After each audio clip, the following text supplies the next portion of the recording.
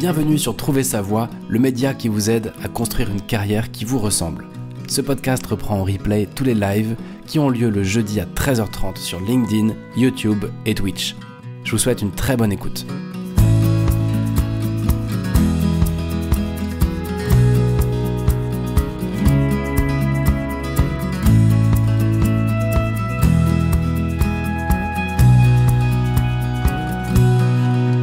Bienvenue pour ce 28e live de Trouver sa voie. Bienvenue si tu écoutes cet épisode en replay sur Apple Podcasts, Deezer, Spotify. Aujourd'hui, on va parler d'un hack.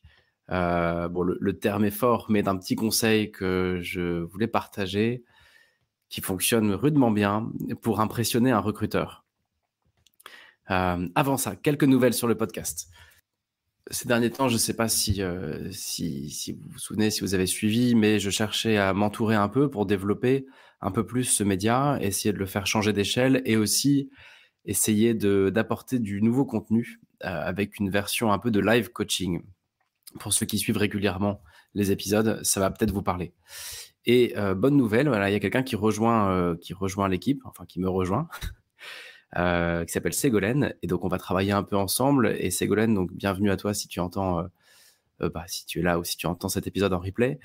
Et Ségolène va s'occuper pour l'instant de retranscrire le contenu des épisodes sur des articles LinkedIn. Comme ça, ceux qui n'ont pas le temps d'écouter, vous allez pouvoir les retrouver version papier, version écrite. Et aussi avec Ségolène, on travaille sur un projet assez cool dont je voulais commencer à vous parler aujourd'hui. Ce projet, ça consiste à mettre au point une sorte d'expérience de codev géante. Alors, pour ceux qui ne savent pas ce que c'est que du codev, on en reparlera. Mais ça consisterait à pouvoir apporter du conseil en direct, une fois par semaine, sur un créneau assez court, en une demi-heure, quelque chose comme ça. Apporter des conseils concrets en se basant sur l'intelligence collective et pour répondre à une problématique concrète d'une personne réelle, tout en préservant l'anonymat de cette personne. Donc voilà, l'idée, ce serait d'avoir des épisodes tuto comme celui que tu écoutes actuellement et d'avoir des épisodes codev avec une autre expérience où on serait plusieurs au micro. Et donc voilà, c'est un peu tôt pour en parler beaucoup plus, mais il y a un projet comme ça qui est en train de naître et je pense que ça peut être une belle expérience à vivre et beaucoup plus collaboratif aussi. Et c'est un des points qui me tient à cœur d'essayer de rendre ce média un peu plus collaboratif. Donc voilà, de belles nouvelles et de beaux projets pour cette année 2023. Et c'est chouette, ça va avancer dans le bon sens. Une fois de plus, si tu entends cet épisode et si tu veux participer, n'hésite pas à le faire si tu es en direct du moins, sur LinkedIn, sur Twitch, sur YouTube. Normalement, je reçois en direct les commentaires. Donc n'hésite pas à poser tes questions, à réagir en direct, ou même, on le verra à la fin de cet épisode, à apporter des idées et à voir, toi, quel peut être ton hack pour impressionner un recruteur. On va aller dans le détail un peu plus maintenant. Je voulais faire cet épisode parce que je me rends compte qu'on est quand même encore un peu à l'arrache en matière d'entretien d'embauche, malgré tous les blogs, malgré tous les médias, malgré tous les conseils de cabinets de recrutement, malgré tout ça, on est quand même, je trouve, un peu dans les choux quand on doit se vendre. Et quand on veut laisser une bonne impression, on est quand même parfois un peu à court d'imagination. Et on peut avoir tendance à se dire, OK, comment est-ce que je peux me rendre encore meilleur que je ne le suis, comme le gars qui est derrière moi, là, avec son micro. Et ça peut être un peu malaisant pour tout le monde parce qu'on se dit, mais j'ai pas envie de me survendre. En même temps, j'ai envie de faire la différence. Je sais pas trop comment faire pour vraiment marquer le coup, montrer que je suis plus motivé que les autres, que je suis vraiment la bonne personne pour ce poste. Et à la fois, on n'a pas envie de faire, encore une fois, comme ce gars, c'est-à-dire de faire le show et de devenir quelqu'un qu'on n'est pas juste pour impressionner. Et donc, je voulais faire cet épisode parce que je pense qu'il y a une technique toute simple qui permet de gagner beaucoup de points, de laisser une excellente impression et même de surprendre un recruteur, quel qu'il soit. Et donc, je voulais le partager au micro aujourd'hui. Point important, cet épisode s'inspire d'un article Medium qu'on partagera en commentaire. Et pourquoi est-ce que je m'inspire d'un article aujourd'hui? C'est parce que avant de te partager ce hack, ce conseil, ce tips là d'entretien, je voudrais revenir, comme le fait cet article, sur le b.a.-ba de ce qu'il faut pour impressionner un recruteur, ou en tout cas sur le b.a.-ba de ce que c'est qu'un entretien d'embauche et de comment ne pas faire d'impair. Parce que avant de parler d'impressionner quelqu'un et de laisser une super impression, mais déjà à la base, je suis pas sûr que systématiquement on fasse un sans faute sur les éléments qu'on va dire qui sont déjà le b.a.-ba et qui permettent déjà de pas faire une mauvaise impression. Et donc, cet article-là nous liste de façon assez précise des points à vérifier pour pas passer pour un touriste. Et donc, je voulais commencer par les reprendre. Alors, promis, dans 10 minutes, on va parler de ce fameux hack. Mais comme on est quand même encore très nombreux à faire de très nombreuses erreurs en entretien, je me suis dit, voilà, on peut pas parler de briller en entretien, d'impressionner un recruteur sans avoir avant vérifié que ce recruteur, il nous prend pas pour un énorme guignol parce qu'en fait, on n'a pas checké le b.a.-ba de ce qu'un entretien est censé représenter et de ce qu'on est censé faire pendant un entretien. Et je pense que des erreurs, on en fait encore tous beaucoup. Donc, je voulais revenir d'abord sur les principales erreurs. Ou plutôt sur la checklist de ce qu'il faut être sûr de faire ou d'avoir fait avant de parler d'impressionner. Bah, déjà, juste pour parler de faire le job et d'être légitime et de laisser une impression qui soit pas négative.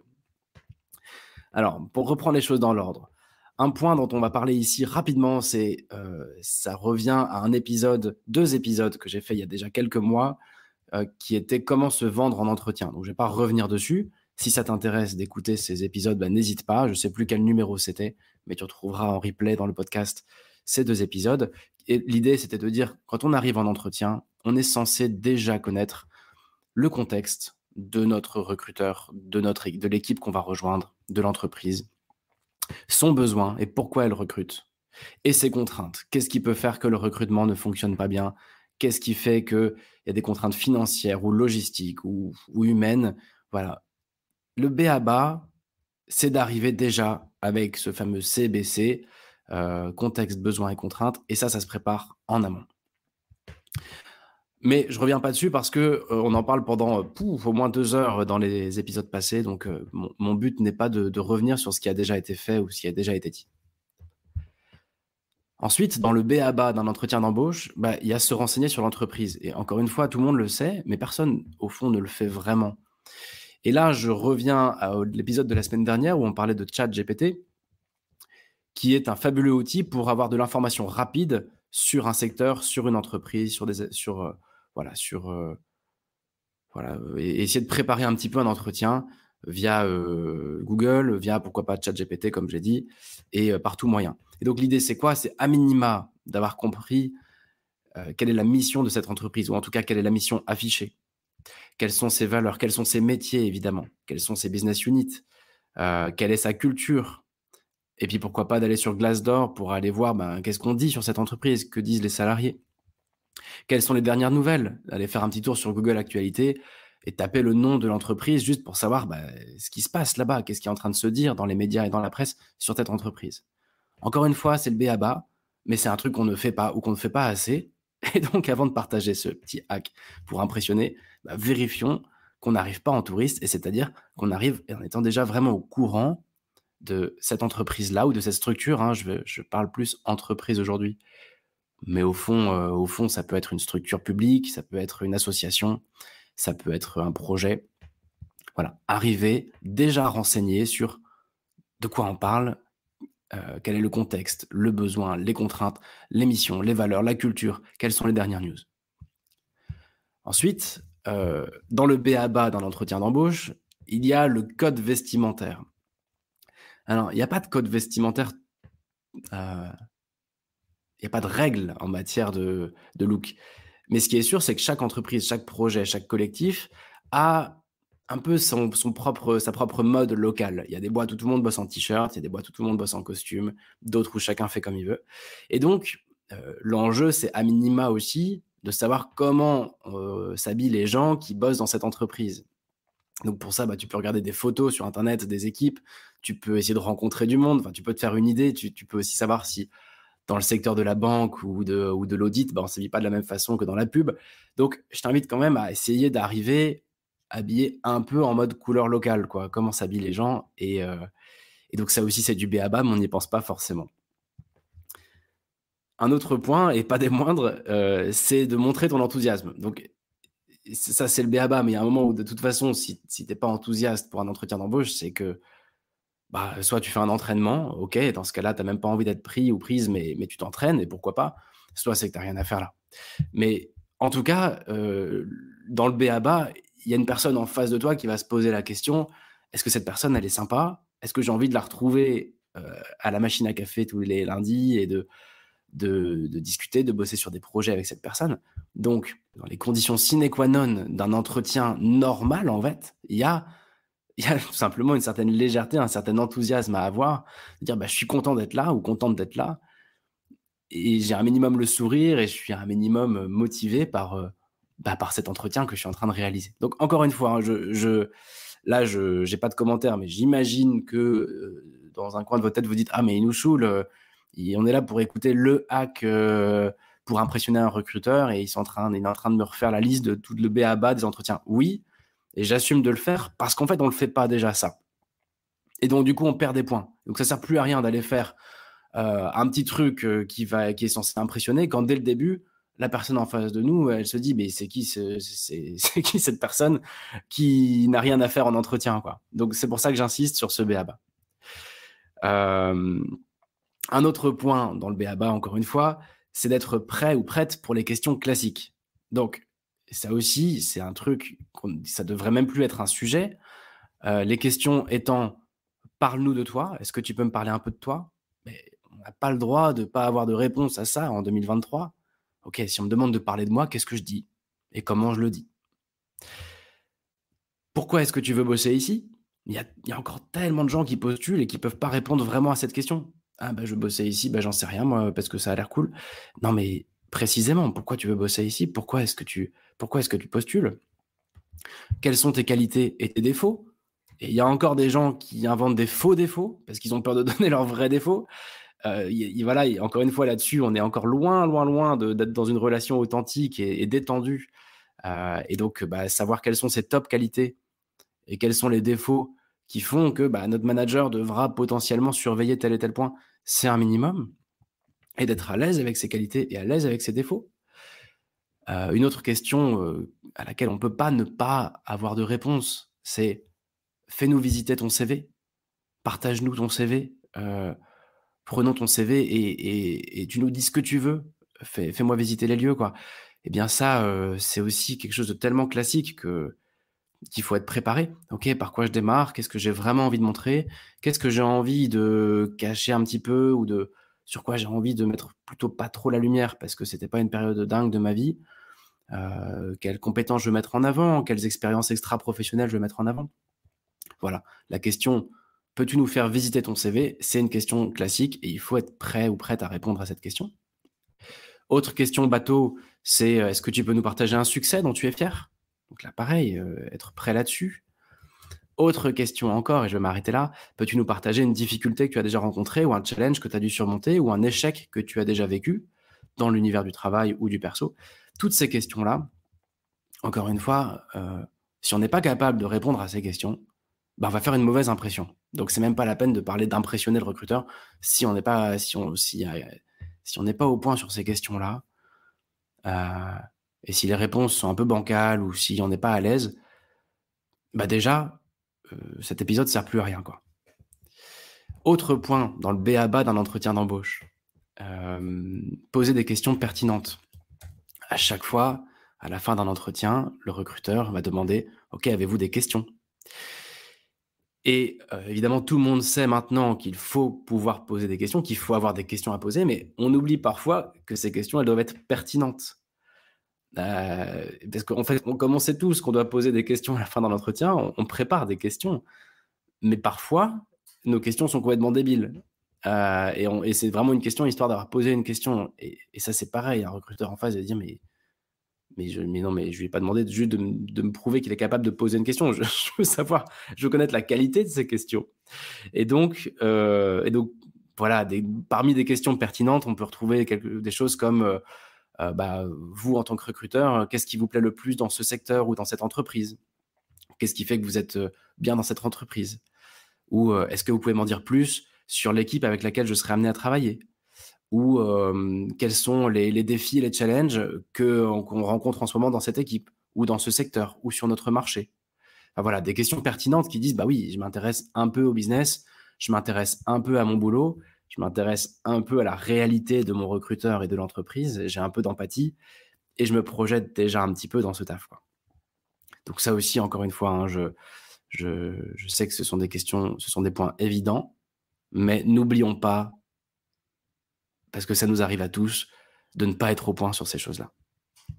Et puis, dernier point dans le b.a.-ba, qui est très rarement fait en fait, hein, c'est tout simplement d'avoir un follow-up de qualité, d'avoir un suivi de qualité après l'entretien. Donc, qu'est-ce que c'est qu'un follow-up de qualité? Et encore une fois, je ne parle pas de faire un truc de dingue, hein, je parle juste du minimum, vraiment le minimum syndical de n'importe quel entretien d'embauche. Si on veut ne pas faire d'erreur, si on veut ne pas mal faire son entretien, c'est quoi? Bah, c'est de pouvoir renvoyer un mail dans les 24 heures qui réitère ton intérêt pour le boulot, dire merci, je suis vraiment intéressé. Ou alors je suis pas intéressé d'ailleurs, si l'entretien t'a fait penser que c'était pas fait pour toi. D'avoir dans ce mail un petit résumé, voilà ce que j'ai retenu de notre échange, et de répondre aux préoccupations. C'est-à-dire, voilà, dans l'entretien, le recruteur ou la recruteuse va peut-être te dire, voilà, j'ai peur que tu sois un peu trop junior, un peu trop senior, que ton expérience ne soit pas transférable dans notre secteur. On est en plein questionnement parce qu'on ne sait pas si on a le budget pour ce poste. Bon, bah, c'est dans le mail de récap dire merci, je suis motivé, voilà ce que j'ai compris et voilà quelques éléments pour répondre à ces objections ou ces, comment dire, ces préoccupations que vous avez exprimées en face de moi. On pourrait peut-être gérer ça comme ci, je verrai ça comme ça. Et aussi, encore une fois, remercier et expliquer qu'on reste disponible pour échanger et qu'on reprendra peut-être contact bientôt. Donc, ce petit mail de follow-up, encore une fois, on sait qu'il faut le faire, mais on ne le fait pas. En tout cas, on ne le fait pas toujours. Et j'ai même envie de dire, on ne le fait pas souvent.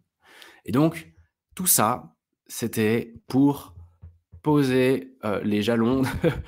Déjà, qu'est-ce qu'il faut faire pour pas louper son entretien? Maintenant, ce fameux petit hack pour impressionner un recruteur. Eh bien, à mon sens, plutôt que de surperformer pendant l'entretien, parce qu'on n'est pas tous faits pour être dans un jeu d'acteurs, on n'est pas tous à l'aise à l'oral, on n'est pas tous doués pour se vendre, pour parler en public, pour structurer notre pensée. Et donc, plutôt que de pimper notre performance pendant l'entretien, c'est sûr que c'est toujours bien, mais il y a quelque chose de plus simple et de plus efficace à mon sens, et ça consiste, pour ceux qui ont l'image, vous l'avez sous les yeux, ça consiste quoi? À faire l'extra mile. Faire l'extra mile. Qu'est-ce que ça veut dire pour moi faire l'extra mile? Mais déjà, dans la vie de tous les jours, c'est quoi l'extra mile? C'est quand tu vas, comment dire? C'est quand tu vas, quand tu prends un taxi et que tu es à 2 doigts de louper ton train et que, le chauffeur du taxi, il dit: «OK, je vais rouler un peu plus vite pour être sûr que vous ayez votre train». Voilà, il est pas obligé de le faire, mais il le fait et ça change ta vie parce que grâce à lui, tu vas ou elle, tu vas avoir ton train. C'est, le garagiste qui va réparer ta voiture et qui va te dire: «Au fait, j'en ai profité pour réparer gratuitement ce petit truc-là, pour, passer l'aspirateur ou pour, remettre un peu de produit, lave-glace». Hem Qu'est-ce que dans la vie de tous les jours, ça va être aussi, je sais pas moi, le vendeur qui va t'aider à la sortie du magasin à porter ton colis ou ton meuble hyper lourd pour te le mettre dans ton coffre. Tous ces petits trucs-là, pardon, c'est des choses qui sont pas obligatoires. C'était pas prévu, mais pour la personne qui l'a fait, ça changeait quasiment rien et pour toi, en tant que client, ça a une valeur ajoutée de dingue. C'est ça, à mon sens, l'extra mile. C'est toutes les petites choses qui nous font dire: «Ah ouais, quand même, je suis en face de quelqu'un qui se donne là». C'est le «ah ouais quand même» qui me parle moi.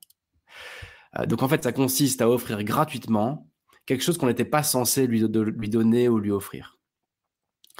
Et c'est donc encore une fois quelque chose qui va paraître énorme pour le client, mais qui est rien du tout à faire pour le fournisseur.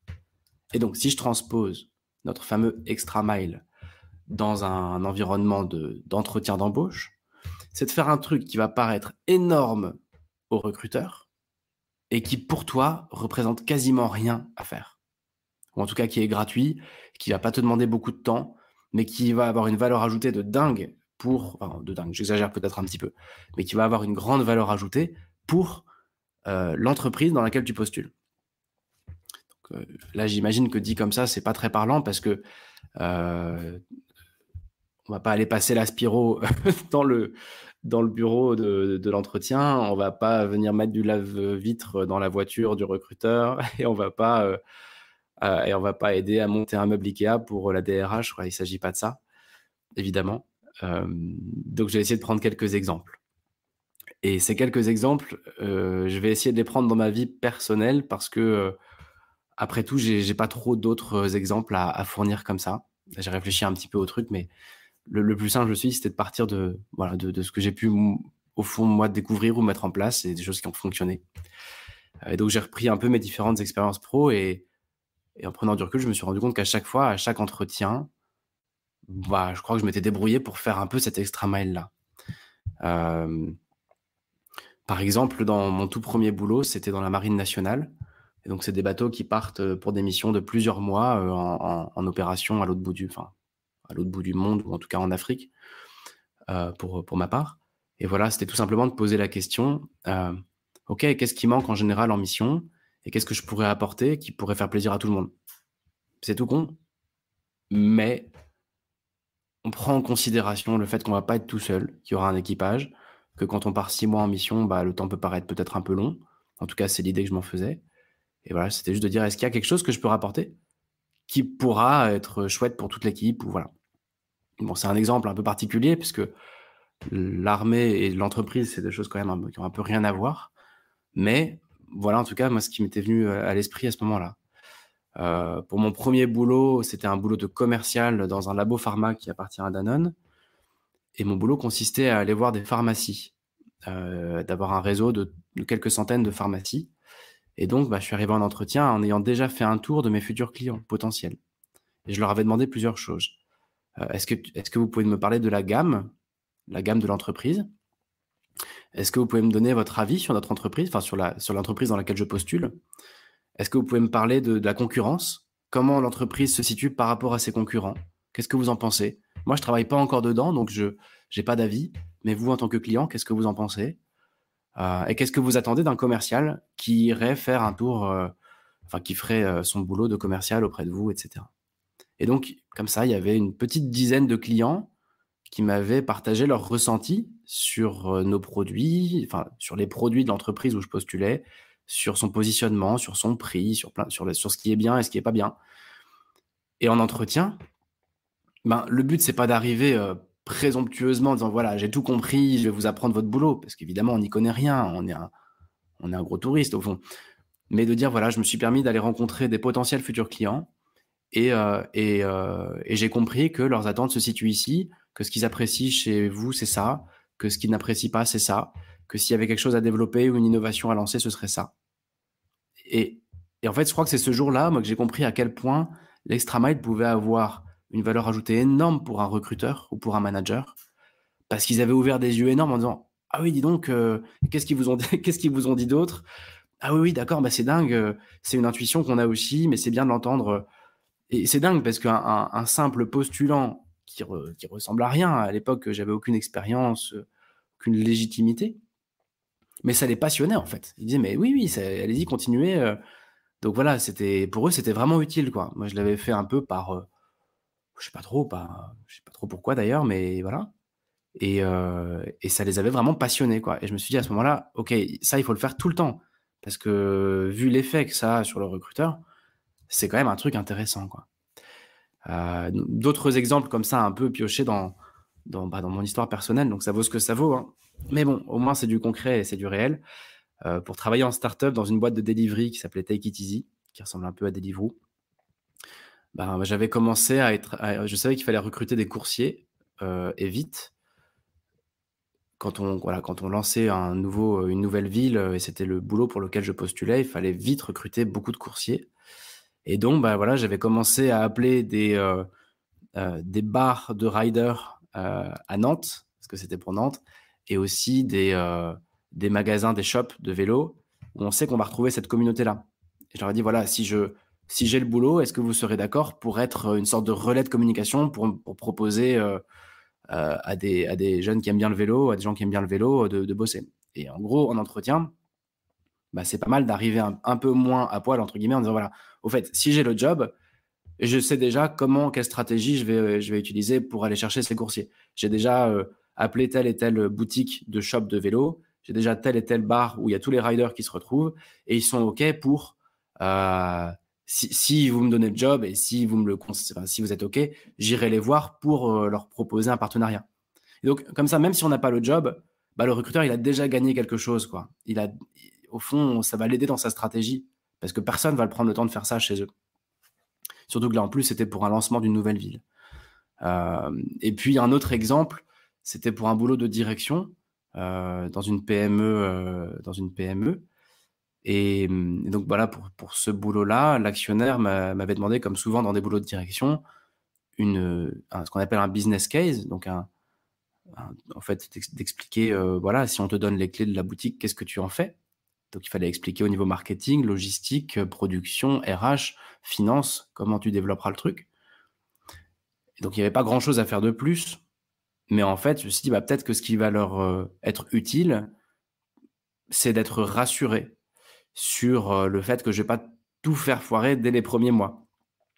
Parce que c'est quand même c'est pas rien de donner les clés d'une entreprise à un nouveau directeur, surtout une PME, ben, c'est quand même un peu inquiétant, je pense, pour un actionnaire. C'est un truc qui peut être source de risque.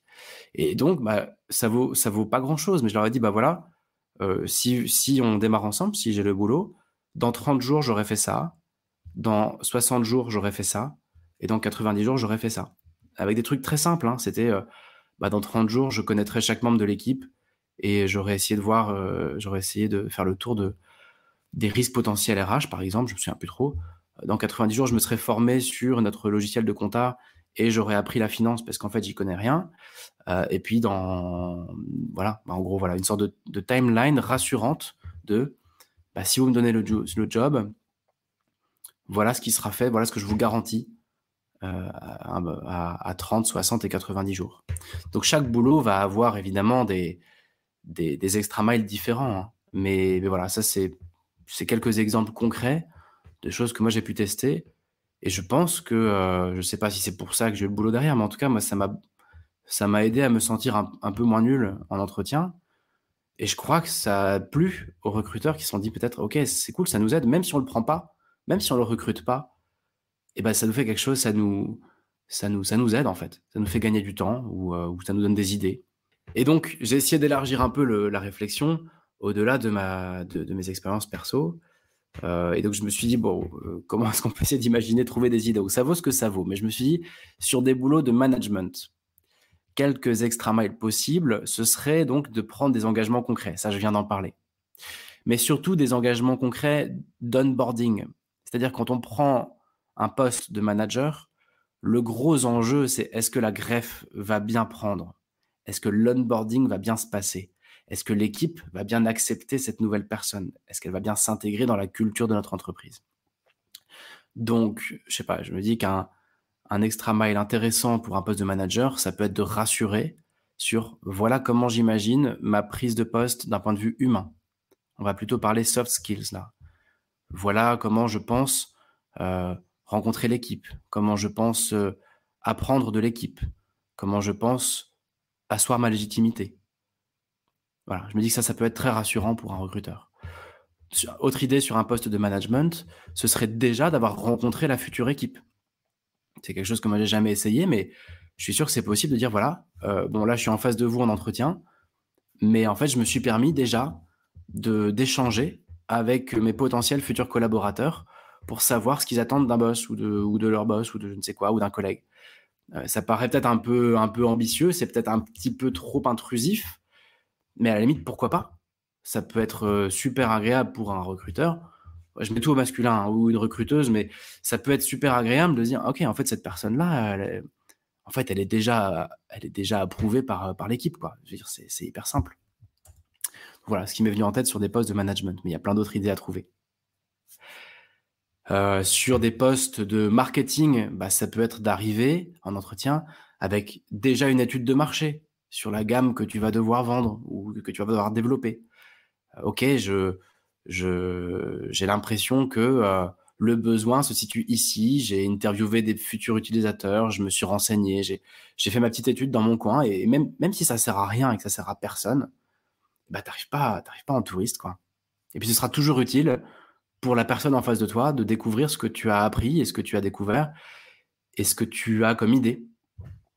Pour un poste de marketing, ça pourrait être aussi, par exemple, de partager les résultats d'une veille. Parce que personne n'a le temps de faire de la veille.